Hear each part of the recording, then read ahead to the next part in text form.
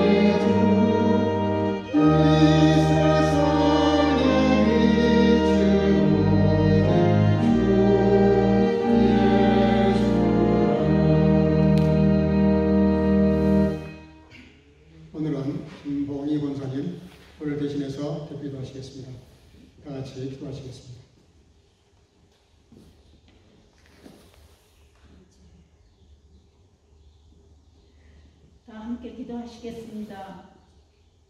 사랑과 은혜가 충만하신 아버지 하나님, 저희들을 한 주간도 지켜 보호하시고 하나님을 높이는 두 번째 강림절 예배에 참여할 수 있도록 정선함께서 저희들을 주님의 몸 되신 교회에 초청해 주신 은혜를 진심으로 감사드립니다. 이 예배 가운데 임재하시면 하나님 저희들을 꼭 만나 주시옵소서. 아버지를 만나 뵙는 신령한 예배 올려드리게 하옵기를 간절히 간구드립니다. 회개하기에 가장 합당한 이 시간 속으로 지은 모든 죄까지도 고백하오니 사하여 주옵소서. 우리 사랑하는 목자 말씀을 선포하실 때 성령으로 말씀하게 하옵시고 목자의 가정을 모든 어려운 일에서 보호하여 주시옵시며 말씀을 받는 저희들 옥토되게 하여 주시옵소서.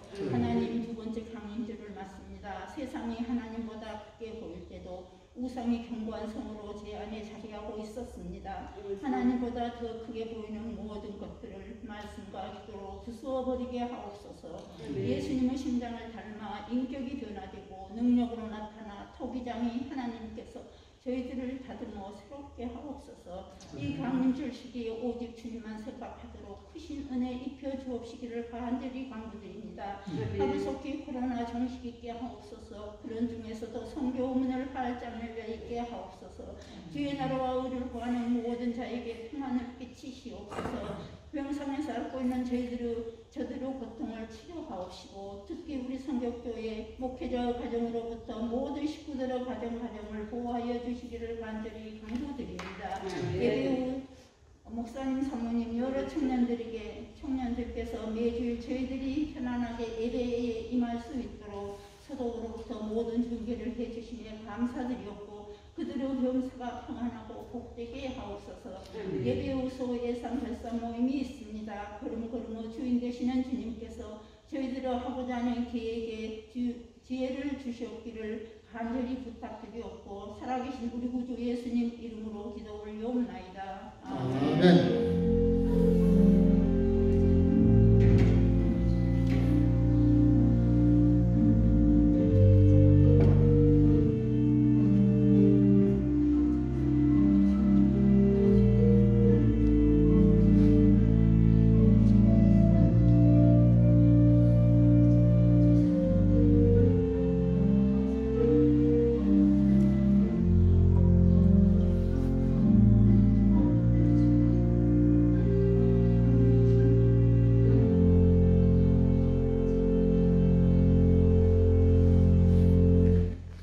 오늘 하나님 말씀은 요한복음 15장 1절에서 8절입니다.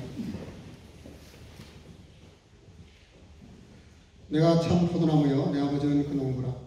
우리는 내게 있어 과실을 맺지 아니하는 가지는 아버지께서 이를 제하여 버리시고 우리 과실을 맺는 가지는 더 과실을 맺게 하려 하여 이를 깨끗게 하시느니라. 너는 내가 일러준 말로 이미 깨끗하였으니 내 안에 거하라. 나도 너희 안에 거하리라. 가지가 포도나무에 붙어 있지 아니하면 졸로 과실을 맺을 수 없음 같이 너희도 내 안에 있지 아니하면 그러하리라. 나는 포도나무여 너희는 가지니 저가 내 안에 내가 저 안에 있으면 이 사람은 과실을 많이 맺나니 나를 떠나서는 너희가 아무것도 할 수 없습니다. 사람이 내 안에 거하지 아니하면 가리처럼 밖에 버리고 말라지나니 사람들이 이것을 모아다가 불에 던져 사르느니라. 너희가 내 안에 거하고 내 말이 너희 안에 거하면 무엇이든지 원하는 대로 구하라. 그리하면 이루리라. 너희가 과실을 많이 맺으면 내 아버지께서 영광을 받으실 것이요 너희가 내 제자가 되리라. 아멘. 자리에 앉으시고 오늘은 김광태 형제님이 특성으로 하나님께 영광을 드리겠습니다.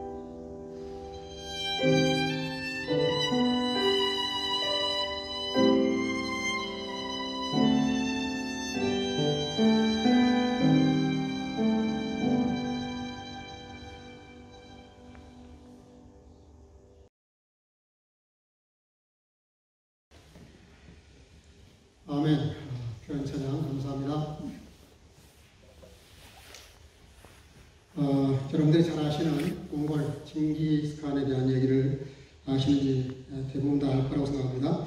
그가 전쟁에서 대부분 승리를 많이 했는데 그 이유가 아주 생각보다 간단하다고 합니다. 세 가지 요인이 있었는데 우리가 잘 아시는 대로 그 유럽 군인들이나 기사들 그 군복 차림이나 뭐 이렇게 옷을 보면 그리고 비텐베르크가 가서 이렇게 루터하우스에 가서 돌아다 보면은 거기도 그런 게 전시되어 있더라고요. 기사들의 입은 옷을 보면 너무 정말 너무 멋있어요. 갑옷도 멋있고 투구도 멋있고 칼도 뭐 어마어마합니다. 그래서 유럽 군인들 보면은 그 몸에 치장한 걸 가만히 이렇게 뜯어보면 그 입은 옷이나 장비가 벌써 한 짐인 것 같아요. 근데 이 몽골 군들이 전쟁에서 이렇게 늘 승리했던 이유 중에 하나가 기동력이 달랐잖아요. 기동력. 왜냐하면 유럽 군인들은 그렇게 무거운 칼과 창과 투구와 그리고 갑옷을 이렇게 입는데 이게 벌써 한 짐이에요. 근데 몽골 군인들은 그냥 헐렁한 바지 저고리라 그래야 될까요? 그런 헐렁한 옷을 입고 그리고 군대에 출정을 합니다. 그러니 그 기동력이 얼마나 빠르겠어요? 같이 뛸 때 누가 더 빨리 뛰겠습니까? 그러니까 이 기동력에서 확연히 차이가 나는 거예요. 근데 두 번째는 무기도 달랐다 그래요. 유럽 군인들은 그 칼도 창도 또 방패도 투구도 뭐 또 신발도 그렇고 모든 이 장비가 무겁다 보니까 칼도 긴데다가 한번 휘두르는 게 워낙 한 대 맞으면 뭐 그 자리에 직사하죠. 근데 너무 장비가 무거운 거예요. 근데 몽골 군인들은 칼 자체가 약간 이렇게 휘어서 반달 모양으로 되어 있는데 조금 짧고 가벼워요. 그러니까 유럽 군인들이 한 번 칼을 휘두를 때 몽골인들은 두세 번 칼을 휘두를 수 있는 거예요. 그러니까 아무래도 이제 몸이 가벼운 데다가 기동력이 뛰어난 데다가 몸이 가볍고 무기도 가벼우니까 훨씬 더 전쟁 수행을 잘하는 거예요. 근데 사실은 어떤 면에서는 결정적인 건데요. 식량 보급의 차이가 있었던 거예요. 유럽 군인들은 잘 먹였답니다. 고기에 버터에 치즈에 그리고 또 뭐예요. 빵에다가 정식으로 이렇게 음식을 잘 먹어야 잘 싸우니까. 그래서 이 보급을 하는 보급군들이 상당히 많은 군들, 3분의 1 정도가 거기에 이렇게 투입이 될 정도로 그렇게 식사, 장비 보급이 굉장했다고 합니다. 근데 잘 아시는 분들은 몽골 저도 가봤지만 이 사람들은 유목민이다 보니까 뭐든지 이렇게 고기를 말려요. 말려가지고 포를 만들어서 우리나라로 말하면 뭐 지포라 그래야 되나? 약간 포를 만들어서 그래서 이 말려니까 가볍단 말이에요. 가벼우니까 옆구리에 한 다발을 묶어서 차도 거의 혼자 한 달 먹을 수 있는 그걸 그냥 옆구리에 차고 다니는 거예요. 근데 무겁지 않은 거예요. 그러니까 수시로 배가 고프면 하나 먹으면 되는 거예요. 간단한 거예요. 그래서 이 몽골 군인들이 물론 다른 요인도 있겠지만 그래서 전쟁에서 대다수 승리를 했고 정복할 때 이렇게 유일하게 많은 전쟁에서 승리했다고 합니다. 제가 이런 말씀을 드리는 이유 중에 하나가 너무 이렇게 많은 걸 가지고 있는 것이 물론 좋습니다. 없는 것보다 물론 좋죠. 근데 많은 걸 가지는 것보다도 사실은 꼭 필요한 것만 갖는 게 더 유익합니다. 우리 어차피 뭐 빈손으로 왔잖아요. 갈 때도 다 빈손 가지고 가거든요. 가지고 가는 게 아무것도 없어요. 잠깐 이 땅에 살면서 하나님 우리에게 청지기 노릇하라고 하시라고 우리에게 이렇게 뭘 맡겨준 것 그게 다인데 너무 세상에 살면서 우리가 소유하고 있는 게 많고 더 소유하려고 해요. 그 뭐 어떤 것이라고 하는 것은 이야기하지 않아도 잘 아실 거예요. 사실은 성탄절이라는 게 뭡니까? 가장 큰 메시지는 예수님이 이 땅에 오셔서 저와 여러분들을 구하시는데 그분을 놓고 뭐라고 말하냐면은 임마누엘이라고 할 것이다. 그렇게 예언하고 있어요. 그러니까 예수님이 이 땅에 왜 오셨느냐? 절대자 하나님이 인간 세계에 오신 거예요. 벌써 이 세상과 임마누엘 하신 거예요. 그래서 우리가 예수님 한 분을 잘 모시면 그러면 사실은 모든 걸 가진 거거든요. 우리가 그 원리를 잘 몰라요. 예수님만 모시고 살아가지고 고픈 배가 부르고 출세가 가능하고 시험 볼 때 시험을 잘 볼 수 있느냐 이렇게 질문하면 사실은 잘 예수님을 소유하고 예수님이 내 속에 계셔서 임마누엘 하시면 임마누엘보다 좀 더 센 거죠. 내 속에 계시는 거니까 내재하시는 거니까. 그러면 사실 우리는 천하를 가진 거예요. 왜냐하면 그분이 천하를 만드신 분이고 소유하신 분이기 때문에 그분에게 구하면 결론으로 나오지만 모든 걸 허락하신다고 했어요. 왜? 그분이 내 속에 계시기 때문에. 그래서 성경에 보면은 이 진정한 의미에서 임마누엘 삶을 살았던 사람들이 꽤 많지만 그 중에 몇 사람만 소개한다 그러면 그랄 땅의 이삭이 그랬잖아요. 그랄 땅의 이삭. 이삭이 사실은 그 샘을 파는 게 얼마나 좋은 일입니까? 근데 그 그랄 땅 사람들이 자꾸 와서 메꿔버리고 계속 그렇게 방해를 놓잖아요. 근데 나중에 결론적으로 가서 그랄 왕이 와서 먼저 손을 내밀면서 악수를 청하고 우리 평화하자 하면서 그 한마디 붙인 말이 있어요. 그렇게 한 이유를 말해요. 그 이유가 뭐냐면 자기가 이렇게 지켜봤는데 자기는 하나님을 모르는 사람으로 믿지도 않지만 당신은 보니까 하나님이 항상 같이 하는 걸 내가 봤다. 그렇게 말해요. 임마누엘 하셨다는 겁니다. 하나님이 항상 이삭과 임마누엘 하신 거예요. 그러니까 이 그랄 땅 사람들도 그렇고 그랄 왕도 그렇고 하신을 요청하는 거예요. 요셉도 마찬가지죠. 보디발의 집에 팔렸을 때도 분명히 말합니다. 하나님이 그와 함께 하심을 보았다. 그러니까 그 많은 농사의 수확물이 농사를 잘해서가 아니었어요. 하나님이 그와 함께 하셨기 때문에 농산물을 많이 얻을 수 있었던 거예요. 신임을 얻은 거죠. 감옥에 떨어졌을 때도 하나님이 그와 함께 하셨다라고 기록해요. 창세기 39장에 가서 보면 자세히 나와 있습니다. 그리고 왕과 대면에서 꿈풀이를 할 때도 하나님이 그에게 그 몽조를 깨달아 알 수 있는 지혜를 주셨다는 것입니다. 그러니까 하나님이 계속해서 임마누엘 하시는 거예요. 요셉과. 그리고 마지막에는 어떻게 돼요? 이프 왕이 뭐라 그래요? 우리가 어디서 이렇게 성령이 충만한 사람을 얻을 수 있겠냐? 그래서 최고의 총리를 임명했다라고 자부심을 가지고 강요들에게 백성들에게 공포를 해요. 그러나 하나님을 모르는 사람입니다. 하나님을 모르는 사람 입에서 생각해서 그 사람들 눈에서 하나님이 함께 하신 사람을 봤더니 정말 그게 눈으로 삶으로 증거가 드러나는 거라. 여러분들 임마누엘이 얼마나 중요한지 모릅니다. 소위 임마누엘이라고 하는 것은 무슨 뜻이냐면 이렇게 아담 하와 이후의 원죄와 자본죄로 초라해진 저와 여러분들에게 이 세상에서 더할 수 없는 영광, 더할 수 없는 절대권, 절대 능력 이걸 우리가 지금 소유한다는 뜻이거든요. 내가 그분과 함께 한다는 거예요. 그러니까 이 임마누엘이라고 하는 것은 성경이 말하는 그 내용으로 봤을 때 엄청난 겁니다. 8형제 중에서 다 부름받았는데 그때 부름받지 못했던 다윗 같은 사람.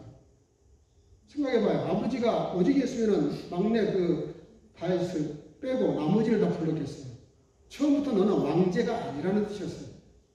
너는 그냥 양치든가 계속 쳐. 그리고 이제 첫째, 둘째 쭉 소개를 하는데 사무엘 선지자가 다 보고도 아니라니까 또 없냐고 물어보잖아요. 그러니까 하나 있긴 있다고. 그럼 빨리 데려오라고. 데려와서 딱 보니까 사무엘 눈에는 세상 사람들 눈에는 아닌데 사무엘 선지자 눈에는 이가 하나님이 세운 간택한 왕이라. 거기다 기름을 붓잖아. 다윗의 일생을 한마디로 말하라 그러면은 그렇게 기록하고 있어요. 역대상 11장 9절. 만군의 여호와께서 함께 계시니 다윗이 점점 강성하여 가니라. 다윗이 다윗 됐던 것은 다윗에게 있는 게 아니에요. 물맷돌을 잘 던져서가 아닙니다. 하나님이 그와 함께 하셨기 때문이에요. 임마누엘 하셨기 때문이라는 말입니다. 바울 사도도 이렇게 말합니다. 고린도전서 15장 10절. 그러나 나의 나 된 것은 하나님의 은혜로 된 것이니 내게 주신 그의 은혜가 헛되지 아니하여 내가 모든 사도보다 더 많이 수고하였으나 내가 아니요 오직 나와 함께 하신 하나님의 은혜로라. 바울 사도가 그렇게 위대한 성경을 11권씩이나 계시를 받아서 기록할 정도로 엄청난 신구약 성경을 꿰뚫어보는 그 복음 진리의 맥을 뚫고 있었던 최고의 정말 신학자이면서 하나님의 종이면서 선지자면서 그리고 선교사, 그리고 이방인들을 위해서, 그리고 이방인들을 위해서라는 말은 그 일부분이고 사실은 성경에 어마어마한 계시를 받아서 우리에게 알려주셨잖아요. 근데 그 영성이 어디서 왔습니까? 이 모든 것이 하나님의 나와 함께 하신 은혜였다. 임마누엘을 증거해요. 오늘 저와 여러분들이 좀 실험할 게 뭐냐면은 어떻게 하면 우리도 그러면 그 임마누엘 하신 이미 여러분 생각해봐요. 하나님이 우리와 함께 하신다. 나와 함께 하신다. 이게 임마누엘인데 근데 저도 한번 말한 적이 있습니다. 마태복음 1장에서도 임마누엘을 말씀하시고 마지막 28장에서도 임마누엘을 말씀하시고 떠나셨어요. 근데 그 임마누엘 그것이 마태복음 첫 장부터 마지막 장에만 있는 내용이 아니고요. 창세기부터 있는 거예요. 창세기부터 계신 거예요. 창세기부터 창조 때부터 하나님이 이 땅과 함께 하셨어요. 모르겠어요. 앞으로 뭐 과학이 엄청 발전해서 다른 우주 공간에 또 생물체가 있을지 없을지는 모르겠지만 중요한 것은 이 지구라고 하는 여기에 하나님이 특별히 선택을 하셔서 에덴을 창설하시고 인간을 만드시고 우리라도 지금까지 인도하셨고 마지막 예수님이 다시 온다는 제1은 뭡니까? 제2의 임마누엘입니다. 그죠? 다시 오신다는 게 뭐예요? 초림 때도 우리와 함께 여기 오셔서 우리와 함께 하셔서 우리를 구원하셨고 그리고 부활 승천하셨는데 그분이 다시 땅에 오시겠다고 약속하신 그 다시 온다는 말이 뭐예요? 다시 오시는 우리를 다시 천년 왕국으로 데려가신다고 했어요. 천년 왕국이 이루어집니다. 그게 뭐냐면 영원토록 함께 하신다. 떠남이 없는. 그러니까 성경이 뭐예요? 시작부터 마지막까지 그 이유도 다 뭐냐면 임마누엘이에요. 임마누엘의 하나님. 그러니까 우리가 늘 나와 함께 하시는 그 하나님에 대해서 우리가 잘 이해하고 있어야 됩니다. 근데 그렇다면 이 임마누엘이 어떻게 우리와 함께 하시게 됐는가? 그 서너 가지만 좀 생각해 보겠습니다. 마태복음 1장에 보면은 23절 보라 처녀가 잉태하여 아들을 낳을 것이요 그 이름을 임마누엘이라 하리라 하셨으니 이를 번역한즉 하나님이 우리와 함께 하시다 함이라. 마태복음 28장 18절 볼지어다 내가 세상 끝날까지 항상 너희와 함께 있으리라.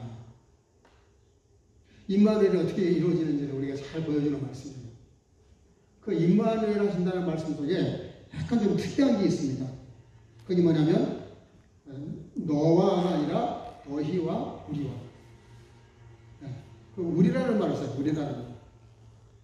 여러분들 기억하셔야 됩니다. 우리가 구원받는 것은 1대1입니다. 하나님 앞에 내가 개인적으로 1대1로 주님을 만나서 거듭나지 않으면 구원받지 못합니다. 거듭나는 역사는 1대1이에요. 근데 공동체를 말할 때는 반드시 복수를 말해요. 우리들, 너희와. 그러니까 이 대단히 중요한데요. 그게 무슨 얘기냐면 성경에는 두 가지 대강령이 있죠. 첫째는 너희 하나님을 사랑하고 이와 같이 너희도 서로 사랑해라. 그러니까 하나님의 나라가 어떤 나라냐? 하나님의 나라, 특히 임마누엘을 언제 더 강하게 하시느냐? 우리가 성만찬 할 때 마찬가지입니다. 성만찬을 혼자 목사가 만들어 놓고 혼자 마시지 않습니다. 서로 이렇게 나눠요. 나누고 내가 마실 때도 우리 장로님 저기서 내가 또 받아요. 그 서로 이렇게 나누는 게 뭐냐면 공동체를 의미합니다. 예수님도 그런 말씀하셨어요. 두세 사람이 모인 곳에 내가 언제든지 함께 하겠다. 공동체를 그렇게 중요하게 생각하십니다. 서로 사랑하는 관계를 중요하게 생각하세요.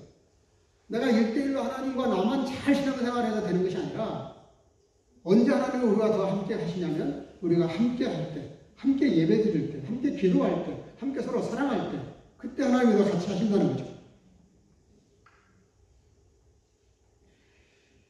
그러면서 오늘 예수님께서 우리와 함께 하신 그 과정을 말씀하셨는데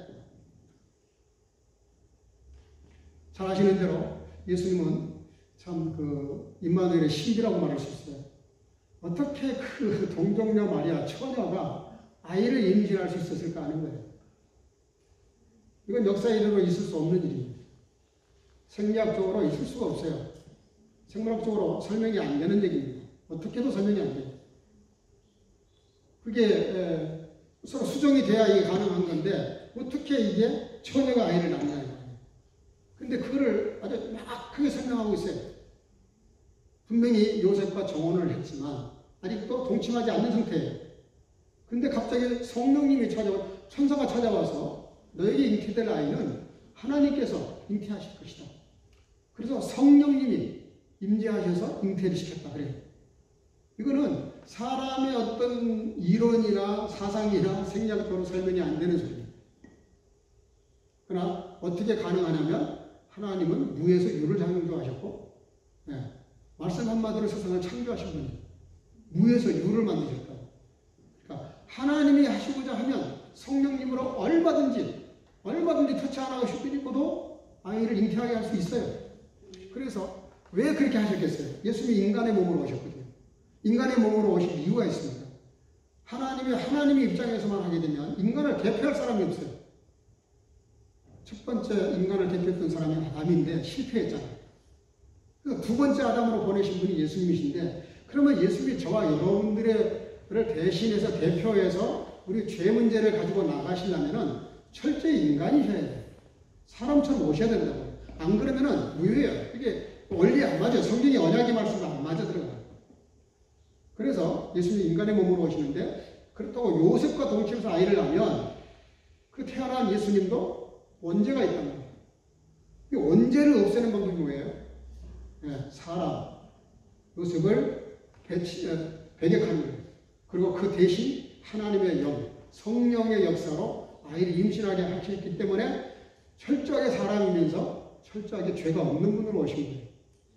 죄가 눈꼽만큼이라도 있으면 죽는 사람은 그저로 죽는 것이지 다른 사람을 위해서 죽을 자격이 없어요. 성경을 읽어보면 너무너무 신기하고 기가 막히게 딱딱 들어맞습니다. 그래서 요셉을 빼고 거기에 성령님께서 역사하셔서 아이를 잉태하셔서 해산해서 난 아이가 예수님이신데, 죄가 없는 분이시기 때문에 대제사장이 되셔서 우리 모두의 죄를 가지고 제사 드리러 십자가에 올라가신 거예요.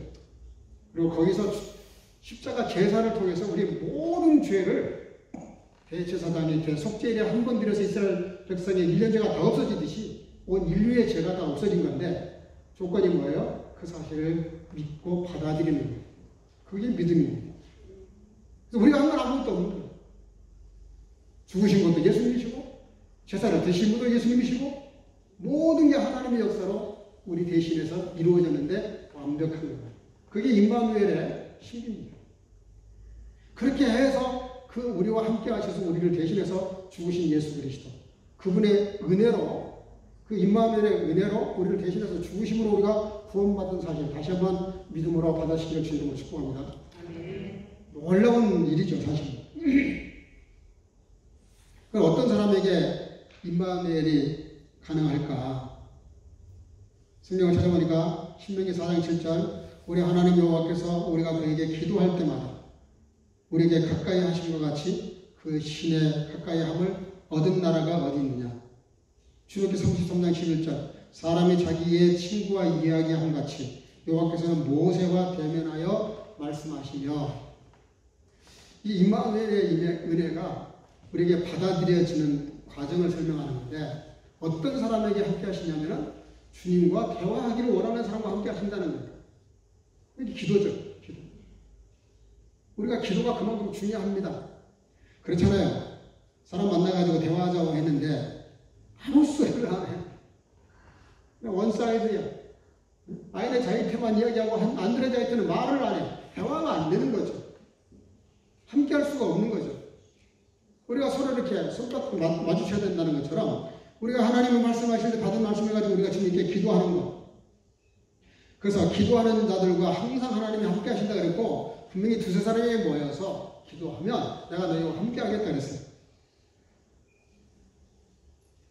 또 보니까 순종하는 자입니다. 마태복음 1장 24절 25절에 보니까 주의 사자의 부모들을 향하여 나오며 이름을 예수라 하니라. 아주 대표적인 사건이죠. 그 순종을 왜 대표적으로 말씀드리냐면은, 마리아가 순종하기 어려운 얘기입니다, 이 얘기가. 그렇잖아요?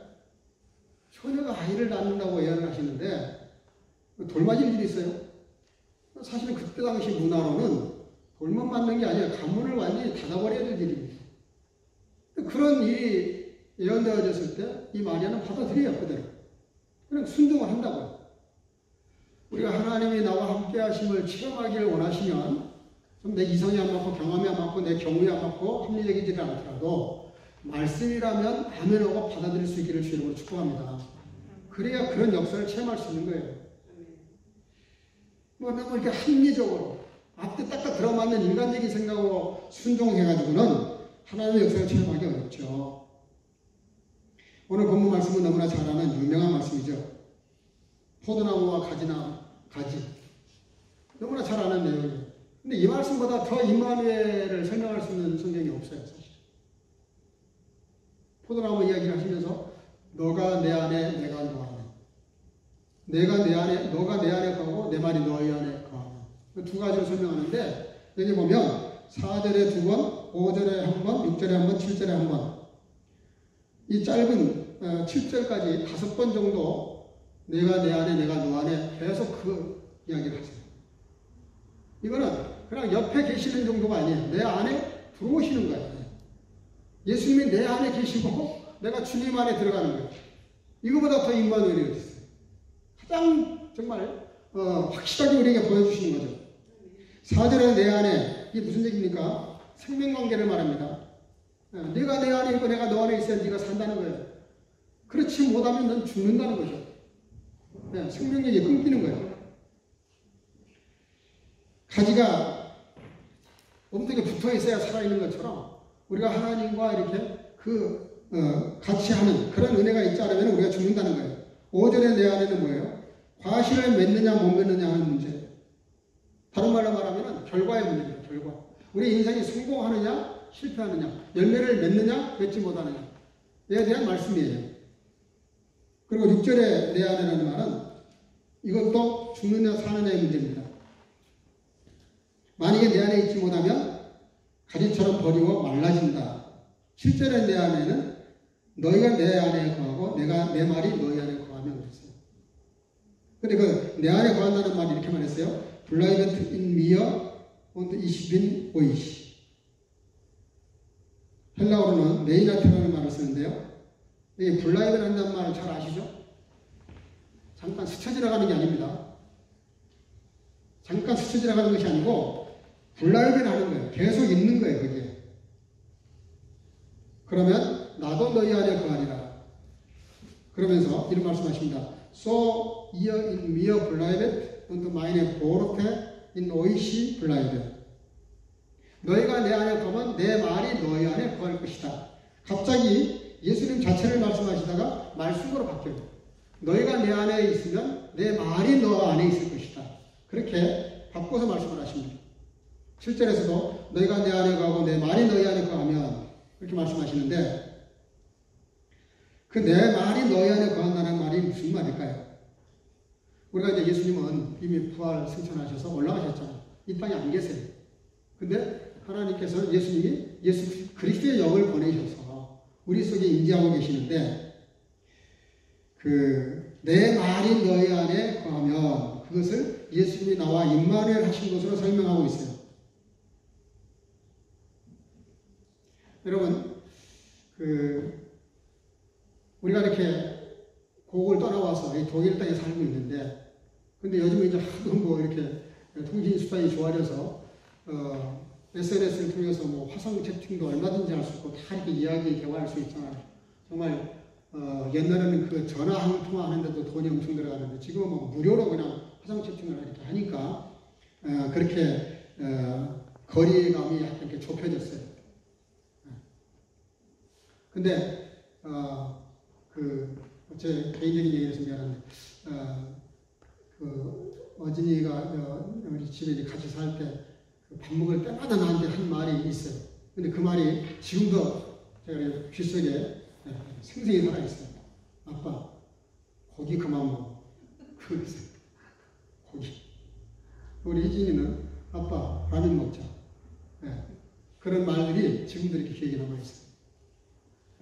근데 우리가 이렇게 떨어져 있죠. 떨어져 있는데도 같이 있는다는 게 뭡니까? 그 사람이 사용하던 물건, 자커리 그 방에 있어서 같이 있는 것도 흔적이겠죠. 근데 더 중요한 건 그가 나에게 했던 말, 내가 했던 말 서로 기억하면 그 말을 기억하고 그 말을 가지고 삶에 영향력을 끼친다 그러면 그게 같이 있는 것이죠. 함께하는 것이죠. 그래서 이 지금 저와 여러분들과 임마누엘 하시는 수단, 방법이 좀 바뀌었다는 얘기입니다. 그 얘기하려고 이렇게 설명한 거예요. 이 66권 성경책이야말로 하나님이 우리와 임마누엘 하시는 가장 확실한 증거입니다. 그렇죠? 우리가 말씀을 이렇게 예배 드릴 때 말씀을 듣고 매일 말씀을 묵상하시고 말씀을 들어야 되는 거예요. 왜냐하면 그 말씀과 함께 주님이 하시기 때문에. 우리가 그 사람을 기억한다는 건 바로 그런 것이잖아요.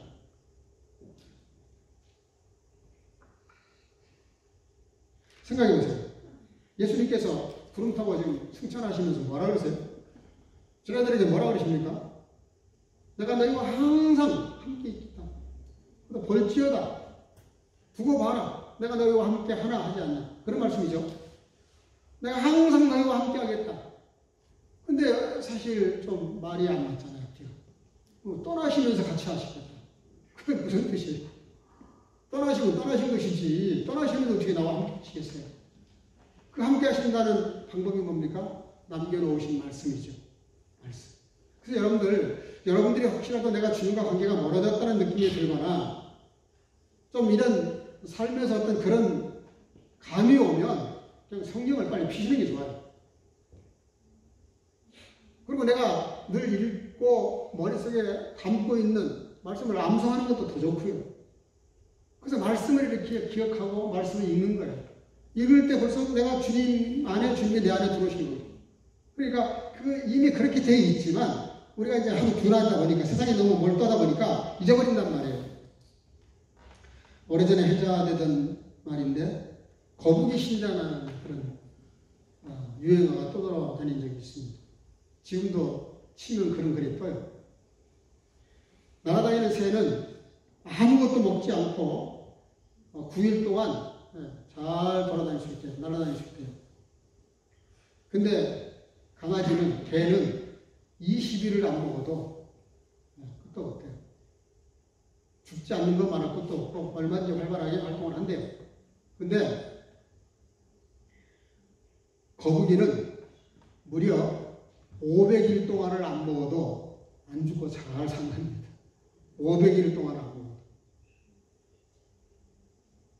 좀 미안한 표현이지만 나는 어떤 신장가 한번 생각해 보세요. 새 같은 신장가, 강아지 같은 신장가, 거북이 같은 신장가. 말씀을 1년 내내 안 먹어도, 안 들어도 신앙 유지하는 분들이 가끔 있거든요. 네, 글자 그대로 신앙인이라는 명분은 있지만 주님과 정말 다이나믹한 그런 어떤 교제가 이루어지고 있지 않는 거죠. 관계가 완전히 끊어진 건 아니에요.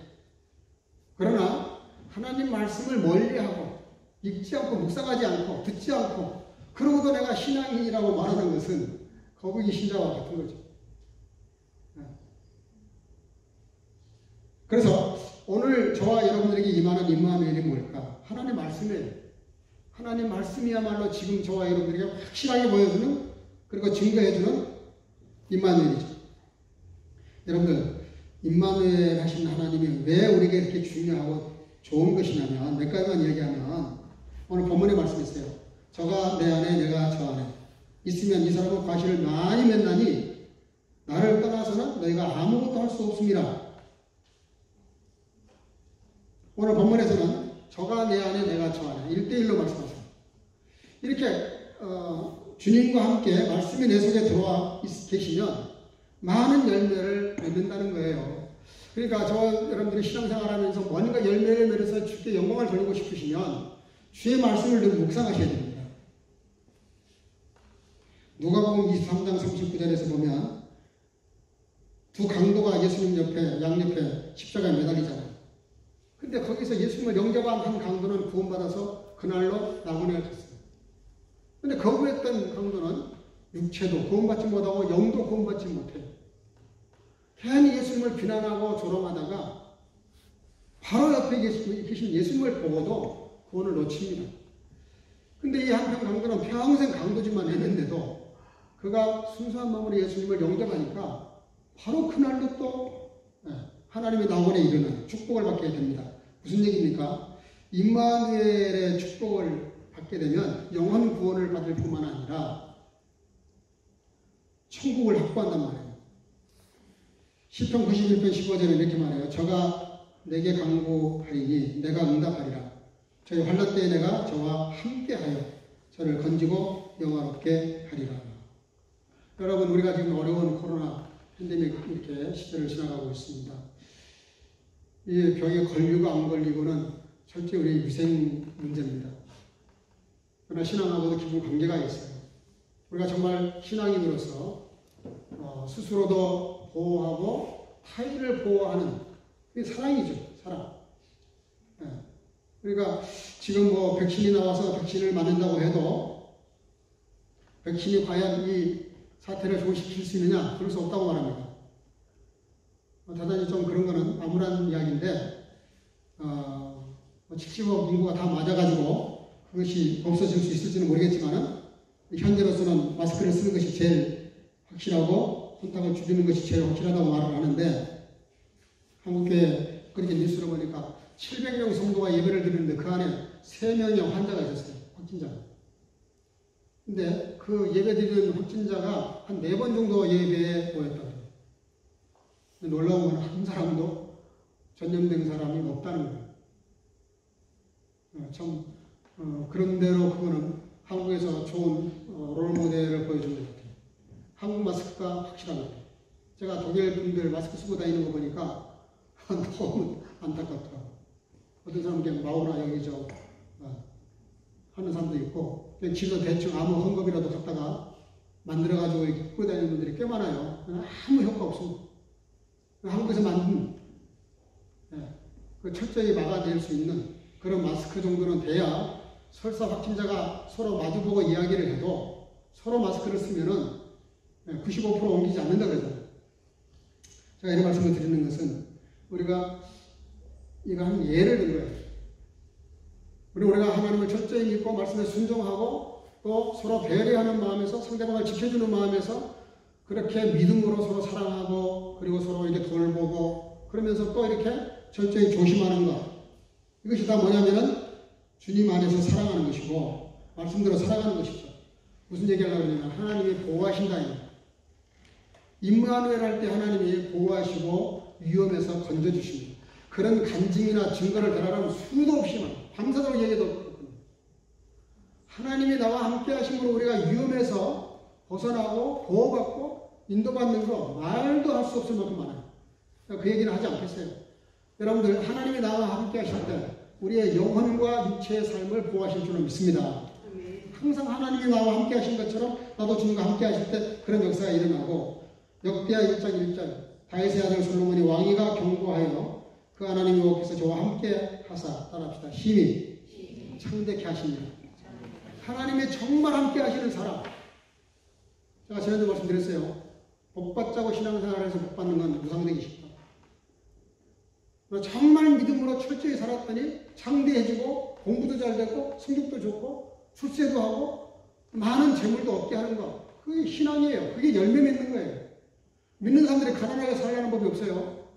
부유하게 살아야 됩니다. 그게 축복 중에 하나예요. 문제는 순서예요. 순서. 부유하게 살려고 예수 믿는 게 아니란 말이에요. 그런 걸 목적으로 삼으면 신앙이 이상해져 버립니다. 기복신앙으로 흘러요. 근데 정말 믿음으로 살고 철저히 말씀대로 살고 순종하고 주님과의 관계가 날마다 발전하고 깊어지다 보니까 건강해지고 만사가 이렇게 형통하고 요셉처럼 그가 손대는 데마다 막 층고가 그냥 다시 지어질 만큼 농사물의 결과를 얻잖아요. 사람들도 많은 사람들이 자기를 인정해 주잖아요. 심지어 이방나라 왕도 자기 인정하잖아요. 그게 영역이 넓어진다는 뜻이죠. 거부가 되잖아요. 아브라함도 그렇고 이삭도 그렇고 믿음으로 살았던 사람들 중에서 거부된 사람들이 많아요. 저는 우리 믿는 가정들이 다 부유해지길 바라고 여러분들이 하고자 하는 일에 대해서 성공해서 그 일인자가 되기를 바라요. 근데 그것 때문에 신앙생활 하지는 않아요. 그건 아닙니다. 그렇게 흐르게 되면 우리의 신앙이 이상이 되어버려요. 마치 이 세상의 목적이고 하나님의 수단이 되는 순간 그게 우상숭배입니다. 정말 하나님을 최고로 알고 절대적으로 알고 그분 말씀 따라 순종하고 열심히 살았더니 정말 피땀 흘리면서 남들 그 다 자는 시간, 다 놀러 다니는 시간 절제하고 자르고 잘라서 더욱 믿음으로 살고 말씀대로 살았더니 학문에도 성공하고 사회적으로 성공하고 명예도 올라가고 영역이 넓어지는 엄청난 축복이죠. 그렇게 창대케 됐던 다윗의 아들 솔로몬도 신앙으로 시작했기 때문에 그래요. 그게 신앙이 있었기 때문에 1,000번의 제사를 아무나 합니까? 우리 교회 어떤 무병성도도 1,000번 이제 그 예배 드린다 그러면서 지금 100몇십 분까지 갔어요. 매주마다 그 감사 예물을 드리면서 1,000번의 예물을 드리고 있습니다. 저는 그 굉장한 신앙이라고 생각해요. 그거 쉽지 않거든요. 신앙으로 하는 것, 믿음으로 살았더니 임마누엘이 됐더니 그랬더니 이렇게 하나님이 복을 주셨다. 성탄이 뭡니까? 그리고 오늘 두 번째 대림절을 지키는데 성탄절을 바로 지키는 게 뭐예요? 바로 그런 신앙. 주님이 나와 함께 하심을 체험하고 마음속에 예수님을 품고 그 영이 내 속에 계셔서 나의 삶을 이끌어가도록 나를 맡겨드리는 순종하는 삶. 다시 한번 이 성탄절에 이미 오신 예수님을 내 마음속에 다시 한번 새롭게 맞이하는 그런 준비하는 시간들을 통해서 여러분들 꼭 임마누엘의 축복과 은혜가 함께 하시길 주 이름으로 축복합니다. 기도하겠습니다. 사랑과 은혜가 충만하신 아버지 하나님 은혜 감사합니다. 오늘 주 앞에 나와 예배하는 시간에 임마누엘의 신비에 대해서 말씀을 들었습니다. 우리와 함께 하시기 위해서 하나님의 하나밖에 없는 아들이 땅에 내려보내시고 우리를 죽으시고 부활하시고 승천하셨는데 그럼에도 불구하고 내가 너희와 항상 함께 하시겠다고 언약의 말씀을 주신 대로 우리에게 남겨놓고 가시니 하나님의 말씀을 가지고 우리가 정말 임마누엘함으로 다시 한번 이 성탄절을 맞이해서 임마누엘의 신비를 기억하게 도와주시고 나와 함께 하신 그 주님과 말씀과 더불어 우리의 삶이 주님의 내 안에 내가 주님 안에 있는 삶을 통해서 열매 맺는 주께 영광 돌리는 아름다운 삶을 살아가도록 축복하시고 이번 성탄절에 더 큰 은혜가 임하도록 함께해 주시기를 간절히 소원합니다. 예수님의 이름으로 기도하옵나이다. 아멘. 말씀을 생각하면서 찬송가 104장을 부르겠습니다.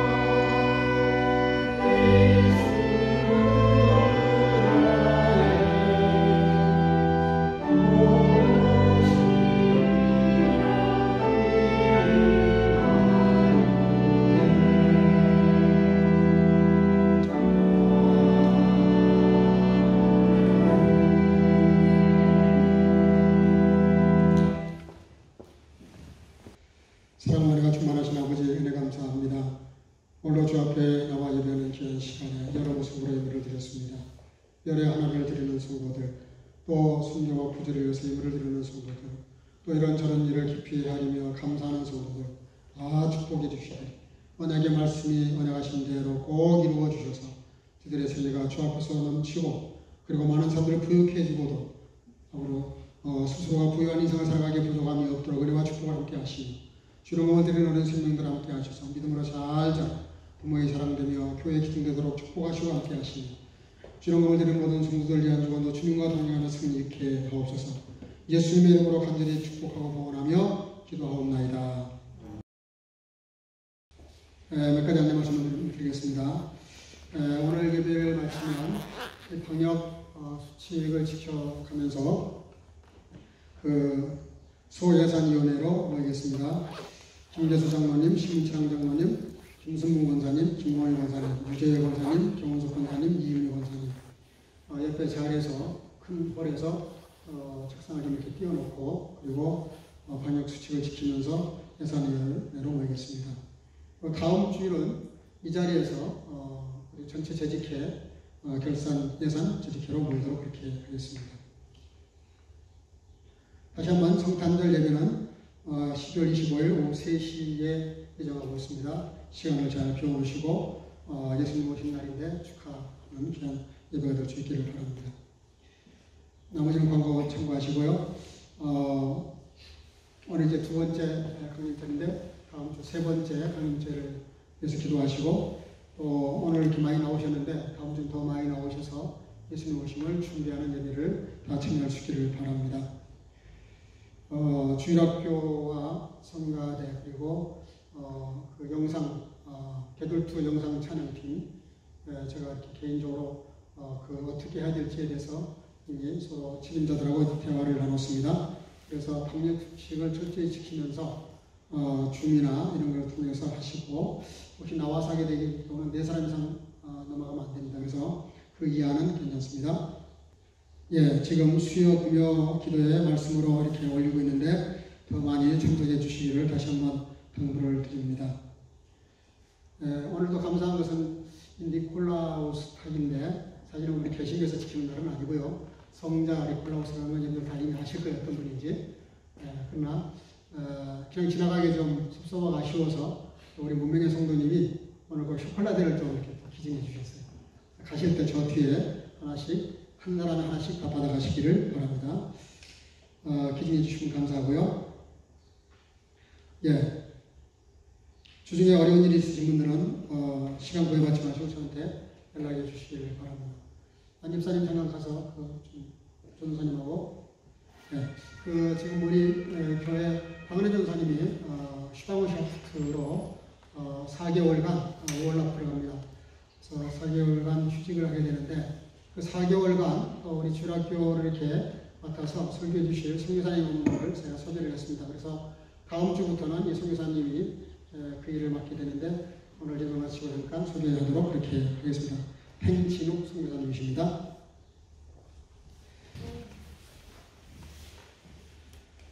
So hier in mir bleibet, meine Worte in euch bleiben, so werdet ihr bitten, was ihr wollt, und es wird euch widerfahren. Der Herr segne dich und behüte dich. Der Herr lasse dein Angesicht leuchten über dir, sei dir gnädig. Der Herr hebe sein Angesicht über dich und gebe dir Frieden. Der Gnade unseres Herrn Jesus Christus und die Liebe Gottes und die Gemeinschaft des Heiligen Geistes sei mit euch allen. 아멘. 너희가 내 안에 거하고 내 말이 너희 안에 거하면 무엇이든지 원하는 대로 구하라. 그리하면 이루리라. 여호와는 내게 복을 주시고 너를 지키시기를 원하며, 여호와는 그 얼굴로 내게 비추사 그래 베푸시기를 원하며, 여호와는 그 얼굴로 내게로 향하여 주사 평강 주시기를 원하노라. 저는 우리 구주 예수 그리스도 놀라우신 은혜와 아버지 하나님의 극진하신 사랑하심과 성령의 고통으로 충만케 하시니, 오늘도 우리 구원하신 나를 인하여 영원히 우리와 함께 하실 임마누엘 되신 예수님을 내 영혼과 가슴속에 품고 살아감으로써 주께서 원하시는 삶과 풍성한 열매를 맺고자 결단하고 돌아가는 사랑하는 온 성교회들 머리 위에 이제부터 영원토록 함께 있을지어다. 아멘.